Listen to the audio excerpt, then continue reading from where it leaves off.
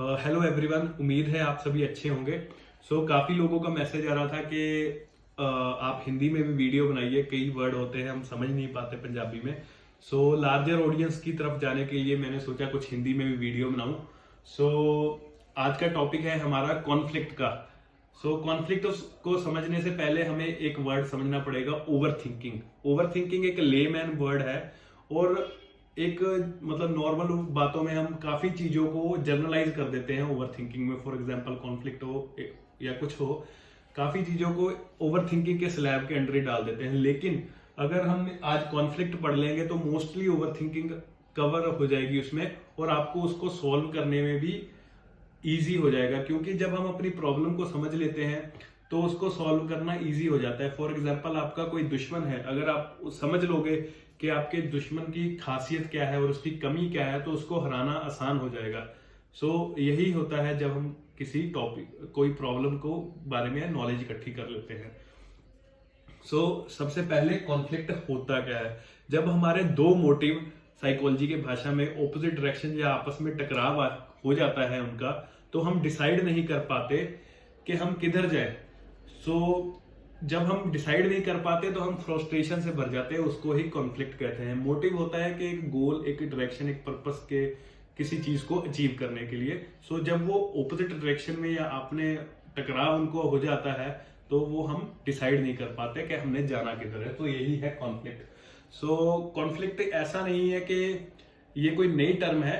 Conflict बहुत पुराना आया है। फॉर एग्जाम्पल अरिस्टोटल ने अपनी राइटिंग्स में बताया है कि अगर हम किसी इंसान को भूखा प्यासा रखेंगे तो कुछ दिनों बाद उसके जब सामने पानी और खाना इक्वल डिस्टेंस पे रख देंगे तो उसको समझ में नहीं आएगा कि वो पहले खाना खाए या पानी, और वो प्यासा ही मर जाएगा। तो यही एक तरह का कॉन्फ्लिक्ट है। इसी तरह एक बुरिडन नाम के फिलोसफर थे, उन्होंने भी यही बोला था कि एक डोंकी को अगर हम इक्वल घास भूखा रखने के बाद काफी दिन इक्वल डिस्टेंस पे घास रख देंगे दो सेम क्वांटिटी में, तो वो भी डिसाइड नहीं कर पाएगा और वो भी भूखा मर जाएगा। ये एक तरह को उन्होंने कॉन्फ्लिक्ट को सिंबॉलिक वे से बताया। फर्स्ट ऑफ ऑल हम टाइप्स करेंगे। कॉन्फ्लिक्ट की पहली टाइप है अप्रोच। अप्रोच जैसे नाम से भी पता लगता है कि जब हम कोई गोल हमें इक्वली डिजायरेबल लगता है कि हाँ दो ऑप्शन है और दोनों को ही हम चाहते हैं। और जैसे हमारे डॉक्टर संजय घोष बोलते थे कि इंसान कुछ भी छोड़ना नहीं चाहता। जब वो इक्वली डिजायरेबल गोल उसके सामने आ जाता है, दो चीजें जो कि बिल्कुल टेम्पटिंग है दोनों, और वो दोनों को चाहता है, तो वो डिसाइड नहीं कर पाता किसको पकड़े और किसको छोड़े। वो एक अप्रोच कॉन्फ्लिक्ट में फंस जाता है। और सर बोल रहे थे ये सबसे अनस्टेबल कॉन्फ्लिक्ट होता है क्योंकि इंसान कुछ छोड़ना नहीं चाहता। इसकी एग्जांपल देता हूं। फॉर एग्जांपल आप किसी मॉल में गए शॉपिंग करने और आपको दो टी शर्ट पसंद आ गई, और दोनों ही आपको मतलब आप शुरू से चाहते थे कि यही टी शर्ट मिले, लेकिन आपके पास पैसे एक टी शर्ट के हैं, या फिर आप एक ही बाय कर सकते हो ना, और फिर आप कंफ्यूज हो जाते हो, आप समझ में नहीं आता, आप सोची जा रहे हो कौन सी बाय करूं, मम्मी को टी शर्ट की फोटो भेजी जा रहे हो, दोस्तों से पूछी जा रहे हो कौन सी बाय करूं, वो भी कह रहे हैं ये वाले। लेकिन मोस्ट प्रोबेबली ये होगा कि आप दोनों ही नहीं बाय करोगे और फ्रस्ट्रेट होकर घर आ जाओगे, या फिर आप एक बाय कर लोगे लेकिन घर जाके ये सोचोगे यार वो वाली अच्छी थी, है ना। तो ये अप्रोच कॉन्फ्लिक्ट हुआ क्योंकि आप कुछ छोड़ना नहीं चाहते पीछे। पहली टाइप थी अप्रोच कॉन्फ्लिक्ट, और दूसरी होती है अवॉइडेंस कॉन्फ्लिक्ट। जैसे अप्रोच में टेम्पटिंग इवेंट थे, डिजायरेबल इवेंट थे। अवॉइडेंस नाम से ही पता लगता है कि ऐसे इवेंट होते हैं जिनको हम फेस नहीं करना चाहते। जैसे मुहावरा है, आगे कुआं पीछे खाई, ठीक नहीं, ये भी एक तरह का अवॉइडेंस कॉन्फ्लिक्ट है, क्योंकि दोनों ऐसे केसेस है कि हम वो चाहते नहीं है लेकिन दोनों में से एक हमें चूज करना पड़ेगा। काफी ज्यादा मतलब इसको सॉल्व करना सबसे मुश्किल होता है अवॉइडेंस को, क्योंकि इसमें एक प्रॉब्लम आती है जिसको बोलते हैं वैसिलेशन। फॉर एग्जाम्पल आपको एग्जाम्पल से समझाता हूं कि आपने 10th पास की है और आपके पेरेंट्स बोल रहे हैं या तो तू कॉमर्स रख ले या तू नॉन मेडिकल रख ले, है ना, दोनों ऑप्शन है तेरे पास, लेकिन आपको मैथमेटिक्स पसंद नहीं है, ठीक है। फिर आप डिसाइड कर लेते हो मैं साइंस रखूंगा, आप लगाते हो, लेकिन जब उसका नेगेटिव पार्ट शुरू होता है, आप मैथ का लेक्चर लगाते हो तो आप हाथ जोड़ देते हो, भाई मेरे से साइंस मेरे मतलब का नहीं है, मैं तो कॉमर्स में देख लूंगा, है ना। फिर आप कॉमर्स में जाते हो, 2-3 लेक्चर लगाते हो, लेकिन मैथ का लेक्चर होता है, आप उधर भी हाथ जोड़ देते हो, भाई साइंस ही अच्छा था, इससे अच्छा था।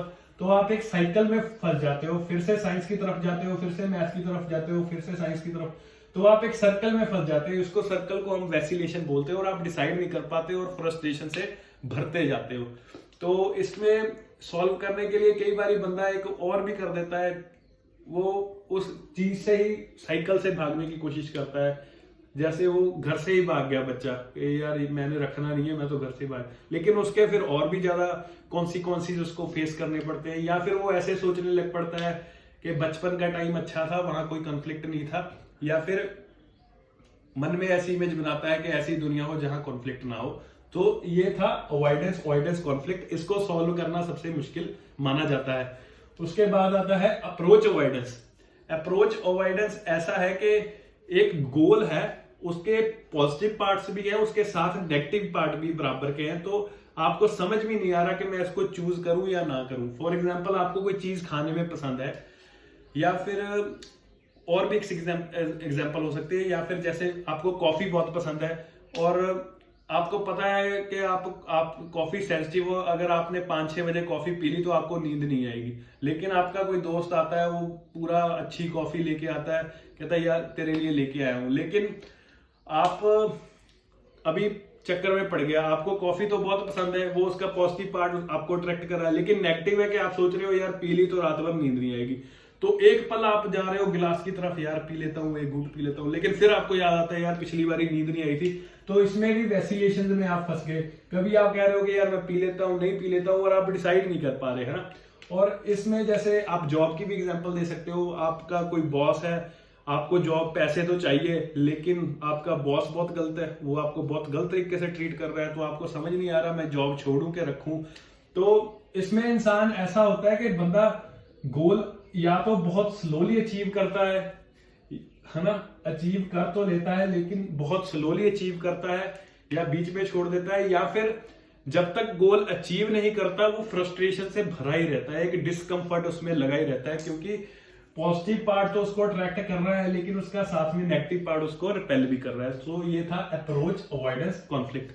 और जो लास्ट टाइप है वो है multiple approach avoidance. So multiple as नाम से ही पता लगता है कि काफी फैक्टर होते हैं जो इन्फ्लुएंस करते हैं, काफी पॉजिटिव है इसमें, काफी नेगेटिव है, तो जो हमारा आंसर होगा वो जो टोटल सम होगा उसके हिसाब से हम निकालेंगे। फॉर एग्जांपल, एक लड़की की शादी है, लड़की कहीं बहुत अच्छी कंपनी में जॉब कर रही है, इंडिपेंडेंट है, उसके पेरेंट्स बोल रहे हैं तो तू इस जगह शादी कर ले, तो लेकिन लड़की को अभी सोचना पड़ेगा कि वो अपना करियर चूज करे या फिर अपनी शादी चूज करे।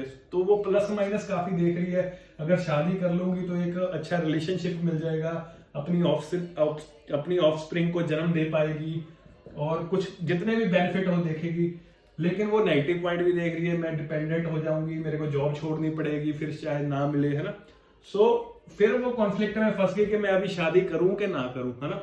तो इस कॉन्फ्लिक्ट की स्ट्रेंथ उस पर डिपेंड करती है कि कौन सी ज्यादा चीज है, ज्यादा पॉजिटिव है कि ज्यादा नेगेटिव है, तो उसके हिसाब से वो आंसर लेगी।